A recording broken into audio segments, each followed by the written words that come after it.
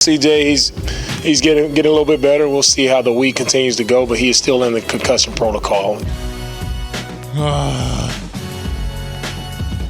What's up, people? It's December 14th, 2023 on the most interactive sports talk show in Houston. Normally, I would be extremely excited for Sunday. I cannot stand the inbred, cannibal, hill folk fans who root for the Tennessee Titans, and I can't even more stand the people here in Houston who still root for them. I don't get it. I don't get you.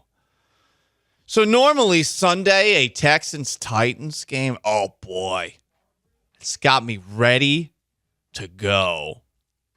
But you hear D'Amico Ryans coming back in, and maybe it's the holiday season that's got me down, feeling pressure to get my Christmas cards done, to buy Christmas gifts. I don't know what it is, but I'm just feeling down. And I know I've opened a couple of shows this week being depressed, and it's related to the Houston Texans. I don't know if I need a deep steel blue pill or a love you blue pill to get it up for this Texans and Titans game, but right now I'm just not feeling it. And I mean, a lot of it I think has to do with the possible quarterback situation for the Houston Texans. We'll be keeping an eye on what's going on Kirby Drive over the course of this morning afternoon show, but I mean, everything you're hearing from D'Amico Ryans, it does feel like he is politely implying that you should brace yourself for Davis Mills. Here he is talking about the quarterback group also at yesterday's press conference. We felt we had a really strong quarterback group since training camp. We felt really good about all three guys that we've had, and we just know in this league, you never know what happens at that position, and it's comforting to have three guys who can go out and play, and you don't miss a beat. So it's comforting to have. That's been a strength of ours at the quarterback position. We're happy to have all three of our guys. Comfort and a half, a strength of ours. Jesus, D'Amico. Let's slow it down a little bit, Sean Mapes, right? I mean, we're not talking about Easton Stick and Aiden O'Connell. We're talking about Davis Mills and the artist known as Case Keenum, who we have not seen on a football field in a while. He had me until he said, and not miss a beat. You know, if he wanted to say that these are two quarterbacks that can play in the NFL, yeah. I'd be like, yeah, they can play in the NFL. Like, I feel, but to not miss a beat, that's not miss a beat. That's a load of crap. We're going to miss some beats. They're going to miss all the beats. It's going to be like a white man trying to rap. It's not going to go well. What? Who could pull it off? Racist comment. No, it's not. Eminem's the only one who could do it. Jack Harlow. I don't even know who that is. Mac Miller, dead. Couldn't do it. What? I'm just, so like it's just Eminem as far as guys who are still doing it. What? I don't even know who Mac Miller is, but anyway. You know he's dead. I do know that. Got that right. Well, hey, listen, we gotta get the bases covered, dotting our I's, crossing our T's, and I'm sorry, D'Amico, don't feed me this. MVP candidate to this. That's part of it. One of my favorite moments in the Texans-Titans rivalry was back in 2017 when the Texans got to show Tennessee, an organization that has struggled to find a quarterback post Steve McNair, their new toy. They dropped 57 on the Titans in Deshaun Watson's first game against Tennessee. 57 points. It was effing awesome. But this time around, I mean, now it might be Davis Mills again, or who did beat the Titans last year for what it's worth, or maybe it was 2 years ago. I forget. That all blends together. I guess it was 2 years ago. He beat the Titans once, and then they almost beat him the last week of the year when the Titans were on their way to getting, I think, home field advantage in the AFC. But this time around, it's like Davis Mills or Case Keenum. That's why I need a Deep Steel Blue pill or a Love You Blue pill. Like one or the other. Take your pick. Here's more D'Amico Ryans. Do you want to hear more D'Amico talking about quarterbacks? Oh, would love to. After the not miss a beat comment. They're not going to miss a beat. After not knowing who Davis Mills is, apparently. Here is D'Amico Ryans talking about Davis Mills and his big old neck. Davis has done a good job with everything that we've asked him to do. He's done a really good job of just leading in his own right. I mean, just seeing him on our scout team, the way he helps us out with the defensive looks. Like he's done a really good job of what he's been asked to do. Okay, see that at least sounds more realistic. He's done a very good job of doing what he's been asked to do, which is probably not that much. They're going to have to run the football a lot on Sunday, but I'm bummed out. There's more injuries. I guess Will Anderson, we're skeptical if he's going to play on Sunday because the MetLife Stadium field injured him. Doesn't seem like Nico Collins is going to be able to go on Sunday. Ugh. And I can't even get properly angry about the Oilers uniforms that the Titans are going to wear on Sunday. If you've noticed online, Tennessee has been referring to this game as Texans Oilers. And I read this article by Jerome Solomon in the Houston Chronicle, and he tried his best to get me up and ready to go for this game. It's a good article. It talks about all the things that Nashville people are talking out of their ass, acting like they understand Oilers history. It's all about the uniforms. The uniforms look great for the Titans fans, but they don't have a understanding of the NFL, let alone the history of the Houston Oilers. Oh, but they had him for 2 years there. But in his article, Jerome brings up a lot of great points. And even then, I'd be so ready to go for this game on Sunday, so pumped, and I just can't find it. And I don't know, maybe it's a depression thing. Maybe it's something else. I don't know. A couple of comments on the twitch.tv/ESPN 97.5. Paul, you do seem a little melancholy of late.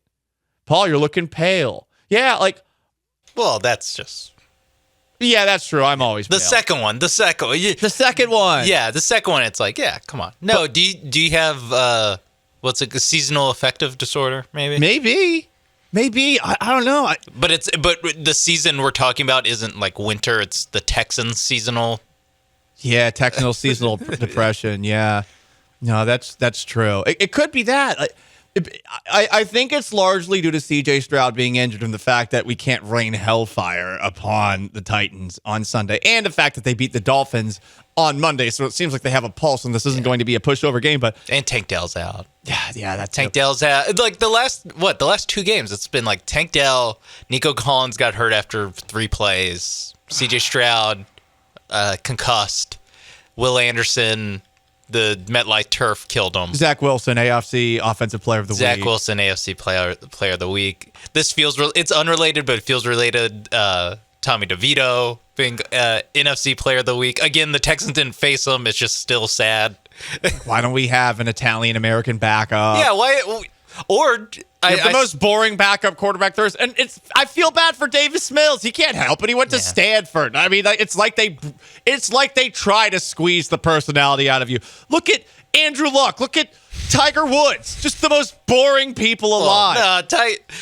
Tiger Woods was he was a boring person. He did not live a boring life. But he hid that very fun life for a really long time. Yes. But I do wish that we had a backup quarterback that was a stereotype of some sort.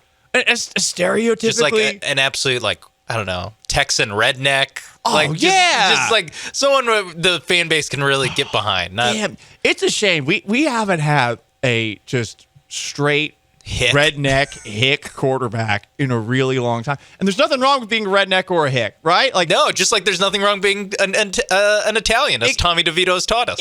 Exactly, Sean. And the fan base in Tennessee, it is a lot of, again, inbred hicks that moved to the NFL because the Tennessee Volunteers are never going to be the Tennessee Volunteers again. And honestly, I mean, wow, they won with T. Martin. They couldn't win with Peyton Manning. Jeez, what does that say about you as a program? Lose to Florida again. Why don't you? I do like the Tennessee Volunteers just get kind of like lumped in with the Tennessee Titans. They should. That whole state's worthless. And I mean, there's a reason that Sam Houston left and came here. There's a reason Davy Crockett left and came here. Transfer portal. And I'm talking myself into this a little bit here, but I just don't feel the energy for this game that I want to. And it's, I think, largely due to the fact that we can't drop CJ Stroud on the Titans like he's an A-bomb. Yeah, you're not going to get too soon. I can say that. It was probably too soon for saying Mac Miller's dead, but he is dead. Yes, he is confirmed. I do. What? I completely lost my train of thought. Oh yeah, no. With CJ Stroud, I think we would be leaning into it was 2017, right? The 57-14, 57-14. Oh my God, that game was amazing. Yeah, it was awesome. And I think if CJ Stroud, if this game happened 3 weeks ago. Basically, I feel like we'd be more fired up for it. We'd be like looking forward to it. We'd be leaning into like, is this going to be 2017 part 2 where this rookie quarterback is just going to bomb it on these fools? But no, it's going to be Davis Mills throwing checkdowns to hopefully Dalton Schultz. I mean, he might not even be able to go. Right, exactly. We're hoping for Dalton Schultz's help. Yeah. So that's where we're at. And I hate to be a Debbie Downer, but I wish that I had more energy for this game on Sunday when Amy Adams is going to do what she knows best, be a troll. Because, again, the only thing the Titans have of value is the Oilers' independent property. I've brought this up a bunch. That's all the Titans have as far as value goes. They have no history. Their history is from Houston. They just brought it along. And to their credit, they honor Oilers players, but Oilers players should be honored here. And I feel bad for the Oilers players who are caught in the middle of it. But yeah, I just don't have the energy.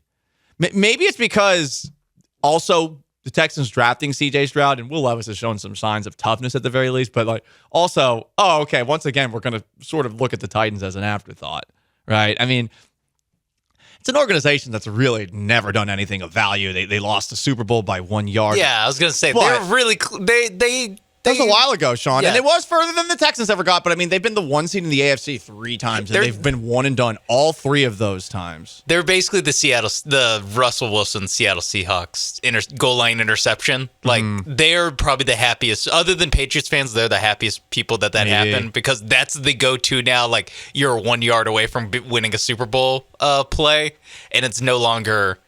Was it Gerard Dyson? Right. Something, I don't know. James right. Dyson? Sure. I don't know. Just make them up. Oh, Kevin Dyson. Kevin Dyson. I don't know why I thought. I don't know what. It took me a while. Like Dyson? Are you talking about a vacuum? Like again? Like I also thought I was talking about. I'm just not there. I want to be there. Yeah. I don't know how I get back there. Coog Blaze comments: the Texans going to need a Music City Miracle. I do want to say this was actually really sad news earlier this week. Frank Wycheck passed away. The guy who threw the pass to Kevin Dyson in the Music City Miracle. He passed away. He just fell down the stairs or something like that. Age 52. Horrible. Just horrible story. There was a time where I very much enjoyed those late 90s Titans teams. I do. Like I had a great time watching Steve McNair, and Eddie George was my favorite player in the league for a little bit. So that was horrible to see earlier in the week. And again, I just keep on finding myself back on this seasonal Texans depression. Can you get me out of it? 713-780-3776 to call in and to text. And you can join on Twitch, twitch.tv/ESPN975. It's the Paul Gallant Show. Maybe I need to play the Houston Oilers fight song. You want to do that next? Or do you want Mac Miller? Someone on the text line is like, can we play some Mac Miller? No, I don't ever want to hear Mac Miller. Sorry. I'd rather forget about it. Just move on. No. But we won't forget the Oilers. Not forgotten Mac Miller. You know what? I'll just play a Mac Miller song, and Paul will not know who it is. All right, sure. Play it or don't play it. Whatever. It's the Paul Gallant Show. We don't know what's going on. Stick around.